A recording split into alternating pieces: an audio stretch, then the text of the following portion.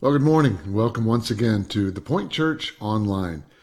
We continue this period of time of isolation and quarantine, but the church continues to meet, even if it's a virtual meeting. We're glad that you're here.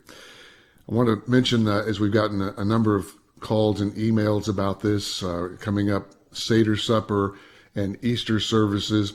And right now, no decisions have been made. We're monitoring the situation every day, just like you are. And keep an eye on the Facebook page, keep an eye on the website, tothepoint.com. We will also send out an email when the decisions are made on those upcoming events as to whether we'll be able to continue on with them or have to cancel them or postpone them or whatever. But we're like you. We're all kind of in this together, and we're going to do the very best that we can with all the tools that we have available to us. That kind of brings me for the church. One of the hardest parts of this entire situation is the isolation. The church is a community that wants to come together, and that's where we find a great deal of our hope and encouragement and support. But during this time, we're isolated. Each week, I hope to kind of catch up on one or more of our congregational members, just check in on them and see how they're doing. This week, I caught up with Gina Baker. Many of you know that Tom and Gina's home was heavily damaged in the recent tornadoes here in the Nashville area. And then right on the heels of that, here comes the coronavirus. Tom and Gina have certainly had a lot on their plates over the last few weeks. I thought you might like to hear from Gina. I wanted to just start by kind of checking in because of, with all the tornado stuff, and I know you and Tom are staying at Ginger's. So I want to check in and see how you're doing with all that stuff. Are things progressing well? And is there anything? Yeah, we're mostly okay. Some days are better than others. It's just not the norm. There's nothing normal in my life right now, so that's a little weird. I don't have my regular house. I'm not going to church. I'm not going to work. So, and yet you're working, right? I am working, but that's I don't know. I'm one of those people. I don't like working from home. I like going in and interacting. So that's been a little bit of a struggle for me. Tom is working. They cut him last night, but that's the first time he's not worked his regular shift. Wow. So that's been a blessing. But yeah, I'm a little weirded out right now. I really do like going to the office. So you just segued. Go ahead. I'm the only person in my group, I think, that's totally weirded out by this. But I think it's probably because I'm not in my house. I'm not doing my normal routine ever. So I kind of think that's where I'm at. Yeah. So you kind of segued right into where I was going next, that, after the tornado and all the damage to the house and everything, then we get hit by this coronavirus. So not only are you guys, staying with family, but then being quarantined with family. So you're doing okay? I mean, other than you're going crazy? Yeah. I mean, just it's just getting adapted. For the most part, I mean, we're good. I mean, when I look at what could be and where I'm at, I really don't have a lot to complain about. So somebody told me that, actually somebody asked me, said, wouldn't it be awesome to hear Gina sing on Clouded Day? So what do you say, Gina? I know who asked you that. No, you don't. No, you don't. You just think you do. I'm pretty sure I know, but So let's hear it. I'm kind of ready to do something. I think Joyce has been on me for a while. There you go. They're the words. Go for it. Joyce has been on me for a while, and I told her, I said, I think that God had some work to do with me, and I think I'm finally there. So okay, yeah. well, get going.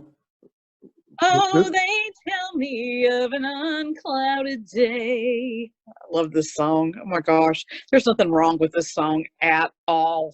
Well, keep singing it. Keep singing it. Right. I'm giving you a chance right here. Ready? Here we go. Oh, they tell me of a home far beyond the skies. Oh, they tell me of a home far away. Oh, they tell me of a home where no storm clouds rise. Oh, they tell me of an unclouded day. Oh, the land of cloudless day. Oh, the land of an unclouded sky. Oh, they tell me of a home where no storm clouds rise. Oh, they tell me of an unclouded day. Want to go for the second verse? Let's do it. All right, here we go. Oh, they tell me that he smiles on his children there, and his smile drives their sorrows away. And they tell me that no tears ever come again in that lovely land of unclouded day. Oh, the land of cloudless day. Oh, the land of an unclouded sky. Oh, they tell me of a home where no storm clouds rise. Oh, they tell me of an unclouded day. I would say we just went to church. What do you think? I love it. There is nothing wrong with that song at all. Well, make no mistake, your church loves you and Tom, and we can't wait to see you guys. Well, I can't wait to see you guys. You know, I really enjoyed that virtual service Sunday. And Tom and I had actually gone to the grocery store early that morning. And the whole argument that morning, because that's what Tom and I do. But I said, we got 20 minutes. Church starts at 10. We got to get back. So we got back, and there was some buffering issues. He goes, "Did you get in? Did you get in?" I was like, "Yeah, but there's buffering." And I said, "I have to go back and watch the rest of it later." But it felt so good to just know that I was, even if I couldn't talk to people, you know, voice to voice, that I was there. That there was just something special about that. So I was thankful for that. So it's kind of a nice thing to have buffering on a Sunday morning. That means lots of people are trying to do a virtual church. But anyway, isn't that right? Yes, we are posting it so yes. people can catch it all later. Gina, that's exactly right. Thank you so much. I love you much. too. Thank you, guys. All right. Thank you. Bye-bye. Bye. During these challenging days, it is good for us as followers of Christ to be encouraged by keeping our perspective and our focus on Him. Last Sunday, we found hope in the words of the psalmist, "I will say of the Lord, He is my refuge and my fortress. My God, in Him will I trust." Our midweek study from Max Lucado's Anxious for Nothing recalled Paul's instruction to the church at Philippi to rejoice always. And that coming from a man who, like us during these hard times, had so much to be anxious about. Well, along the way, another of Paul's well-known affirmations has come to mind. That affirmation found in Romans chapter 8, verse 28. And it reads, "We know that all things work together for good to those who love God, to those who are called according to His purpose." All things work together for good. Man, what about now? That's a verse that's easy to read when things are going well. But what about now? What about when things aren't going so well? Does this thing work for good? Well, that single verse, verse 28, drew me to the 8th chapter of Romans in its entirety, and I'm so glad that it did. Because the context of that verse is so rich and it's so enlightening, I plan to teach from the 8th chapter of Romans over the next few weeks. But if you'll allow me to, because of the situation we're in, I'd like to take it in non-sequential pieces. I'd like to start with the passages that bring us this great, great hope, to sort of give us a target, if you will, and then we'll see that target and pursue it over the next few weeks. Think of it this way. I'll start with the climax of the story and then go to the beginning and find our way back to the climax, pressing toward that target. Remember the big picture that we talked about Wednesday and last Sunday? The big picture is where we want to keep our focus. And as we look to this 8th chapter of Romans, I think it's a good spot for us to be reminded of the good picture. As many as are led by the Spirit of God, these are sons of God. I'm reading beginning in verse 14. For you did not receive the spirit of bondage again to fear, but you received the spirit of adoption, by whom we cry out, Abba, Father. The Spirit himself bears witness with our spirit that we are children of God. And if children, then heirs, heirs of God, and joint heirs with Christ, if indeed we suffer with him, that we may also be glorified together. For I consider that the sufferings of this present time are not worthy to be compared with the glory which shall be revealed in us. And there's where we begin the big picture. We are his children. If you look at Romans 8, verses 14 through the first part of verse 17, we are reminded once again, we are his children. He loves us. He cares deeply about us.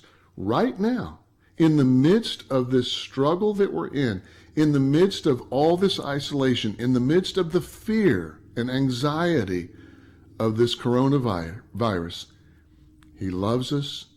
He cares deeply about us. And that's why we are able to experience that peace that passes understanding. But look, I do not want to be flippant about this. This is way too important to our spiritual life. This promise that we are his children and heirs is not some sappy, sentimental, we are all God's children kind of thing. This promise is a promise for believers. As many as are led by the Spirit of God. Look at that 14th verse. These are the sons of God. As many as are led by the Spirit of God. Certainly, every person on earth is the offspring of God to the extent that he created us. But when we consider that standing, that heirship, if you will, the standing of sons and daughters, it's those who are led by the Spirit. Well, if you're wondering what that means, I want to invite you to check us back next week because we're going to go further into that. We're going to go deeper into that concept in detail next week. But I do want to give you a little hint. It's a source of great joy. It's not a source of turmoil and angst. It's a source of great joy. So check that out next week because we'll develop that concept in more detail. But it is that state of being an heir that makes our present suffering tolerable. And that's the big picture. If we don't have that big picture, that we are heirs, joint heirs with Christ, then it makes every bit of suffering that we have to go through unbearable, intolerable. But because we are heirs, because we are his children, we can tolerate the sufferings that we go through now. In fact, that's what Paul goes on to say in verse 17, the second part. It's a reminder that suffering is nothing compared to glory. He says, if indeed we suffer with him, that we may also be glorified together. For I consider that the sufferings of this present time are not worthy to be compared with the glory which shall be revealed in us. I don't want to minimize the suffering of this time. In fact, the great suffering that we're enduring, according to Paul, doesn't compare with how good things are going to be when the glory is revealed in us. Of course, the primary aspect of The suffering that Paul is mentioning here, that he's referring to here when he talks about Jesus, is the cross. And we share in Jesus' suffering by dying to ourselves, take up our cross daily. We die to our selfish desires. We're also going to go more in depth into that later. You know, the bottom line is, what Paul is telling us here, is that we are joint heirs with Jesus of both suffering and glory. Let me say that the opposite way. We are joint heirs with Jesus of glory and of suffering. Okay, we like the glory part. The suffering, not so much. But even with the reference being to Jesus' suffering on the cross, and so then by extension we say that what Paul is instructing us is that we are to die to our selfish desires. Even that level of suffering is nothing compared to the glory which shall be revealed in us. I hope we get that. That is how absolutely magnificent our future is. What God has in store for us is so magnificent that even ultimate suffering is nothing when compared to that magnificence. Isn't that amazing? But this is a virus. It's not a cross. And how is that a virus for good? Why would God do this? A lot of people are asking that question, right? Let me see if I can take a stab at this. A virus is part of nature. God's creation, nature, which he created, if you go back to the very beginning of the story, God created all of this so that we might have relationship with him. And he created it perfectly, with no sickness, no negative stuff of any kind. But what we find now is, after the sin of Adam and Eve, even nature itself is suffering under the curse. After Adam and Eve's sin, we find that sickness and death entered the world. And so what we are seeing here is a part of nature that is fallen under the curse, the same as we are fallen under the curse. In other words, nature is suffering too. Look at verses 19 through 22. For the earnest expectation of the creation eagerly waits for the revealing of the sons of God. For the creation was subjected to futility, not willingly, but because of him who subjected it in hope. Because the creation itself also will be delivered from the bondage of corruption into the glorious liberty of the children of God. For we know that the whole creation groans and labors with birth pangs together until now. Do we see that? Creation itself will be delivered from the bondage of corruption, which tells us that now nature itself is under that bondage of corruption. None of these things, sicknesses, viruses, contagious diseases, none of these were part of that perfect order that God created, but they are part of what we call the curse. You can read more about that in the book of Genesis. As a result of the curse, everything began to grow old and die. As a result of the curse, evil entered the human race. As a result of the curse, tears and sickness, and yes, disease and viruses. Let me be very clear. I am not suggesting that the coronavirus is God's punishment for some sin. I am suggesting that the coronavirus is part of that fallen state of the creation. It's part of what we have to face in a fallen world. But here is the promise. We will persevere. We are his children. Suffering will one day turn into glory. Our suffering and nature's suffering. And when it's all said and done, his good purposes will be fulfilled. Now again, we're going to